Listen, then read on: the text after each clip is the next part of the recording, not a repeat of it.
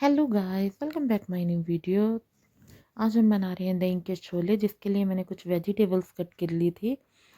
Onion और capsicum हमने पहले से कट करके रखा था और हम कर्ड में इसको अच्छे से मिक्स कर देंगे, जिसमें हम चिली फ्लेक्स, ऑरिगेनो और थोड़ा सा सॉल्ट डाल के अच्छे से इनको मिला लेंगे।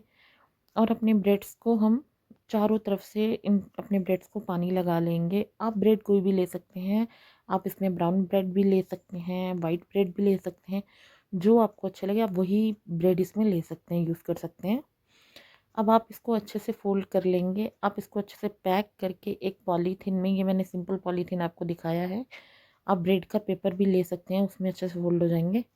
इसको अच्छे से फ़ोल्ड करने के बाद इनको अच्छे से तेल में फ्राई कर लेंगे। आप इनको ओवन में भी रख सकते हैं, जैसे आपकी मर्ज़ी।